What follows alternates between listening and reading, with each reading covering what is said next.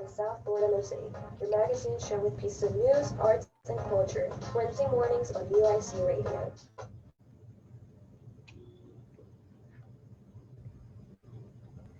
Good morning, everybody. Here in South Florida is Wednesday, August 26th. I'm Daniela. Thank you for tuning in to our first show of the South Florida Mosaic. We're so excited you're here with us. So let's begin our show. How are you guys handling yourself during this pandemic? Let's hear what Marta has to say with the news. Hello, everyone. Good morning. I'm Marcia Rodriguez, and this is the News Mosaic, the best way to be informed. You know how important it is to go to school and socialize with friends. So that's why all parents have been concerned about the reopening of school in this time of pandemic. Many discussions have been between the government, health experts, and teachers about that. At the end, the South Florida School Board decided to reopen the school with distance learning. In Broward, the schools began last Wednesday. In Miami-Dade and Palm Beach, they will be at the end of this month. However, they will do a meeting every 2 weeks to discuss how the pandemic is going and when the children can go back. And this is for the recent declines in positive coronavirus tests. So be patient. The most important thing is that our kids are protected. Talking about the upcoming presidential election and this pandemic time, we know of the concern of many Floridians to vote and expose their life. But what about the option to vote by mail? Floridian residents have had this option for many years, and Integrity Florida, an independent government watchdog, says that is the best way to vote. Even though all the delays in the postal service because of COVID-19 or the changes for the coming elections, this report ensures that the vote by mail is reliable. So, what will you do? Now, this 2020 is the busiest hurricane season in recent years.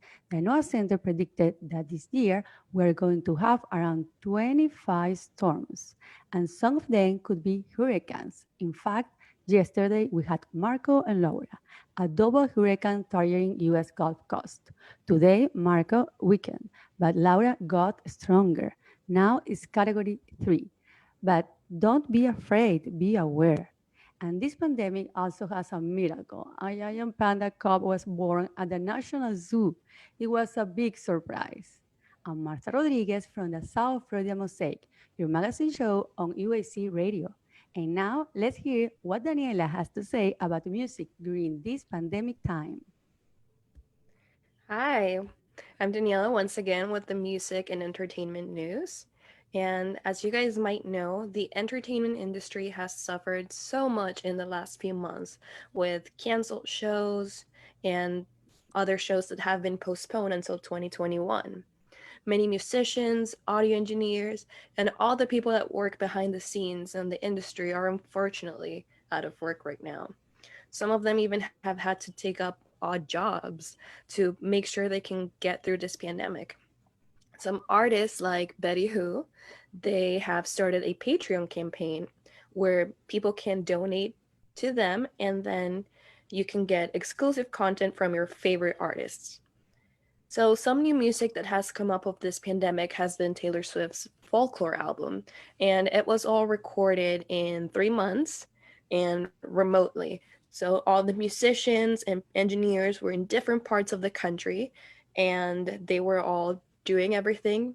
And once it was finished, they just put it together and released this beautiful piece of work.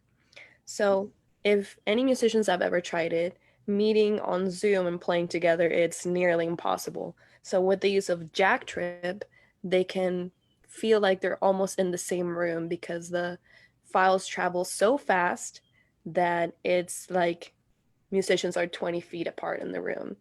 And this new technology is amazing because it allows us to feel a little bit closer, just kind of like how we are here on Zoom, that I can feel like I'm with my people over here. So, just looking forward to what these technology and music will innovate in the future and what we'll see in 2021. So, I'm so thankful that you join us today and stay tuned for what we have more. So, let's hear what Carolina has to say with the art during this pandemic. Hello, good morning, everyone. I'm Carolina in Mosaic Art, keeping you informed about Florida art. Today we are going to talk about art in COVID's time. With entire population around the world looking inside, museums everywhere have closed their doors until coronavirus pandemic passed. But today I will talk about one which opened in this time, that is the COVID Art Museums. Since Christ feels artist inspiration and lockdowns provide artists plenty of time to realize it all. But three Barcelona-based advertising professionals came out with a bright idea, the COVID Art Museum, in an Instagram account collecting the best COVID-19 related. They are using different art forms like photos, illustration, and art and chats, where the interview format gives us a close-up with the artists featured in the COVID Art Museum. This platform is for everyone. This is a space that can give people strength and help them realize that they are not alone in this situation. Like everyone feel in this moment like that we are like making a little bit crazy.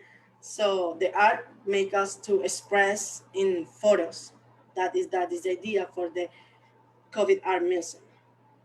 To con- this museum is sorry. This museum is a way to connect the world and exploit the creativity of many who in this time feel the crisis, feel overwhelmed during the quarantine and can express the way that they feel. But to continue informed about this movement, go to Instagram and follow it using the hashtag COVIDArtMuseum. And if you want to be part of this, just you have to submit your work. So, Marta and Daniela, what do you think about this Instagram art account? I think it's amazing how much creativity the people can have. I love the idea. Yeah, I love seeing all the art that's coming out of this pandemic. Thank you, girls, for your opinion. I'm Carolina Portilla from the South Florida Mosaic Art. Thank you for listening us. See you next Wednesday.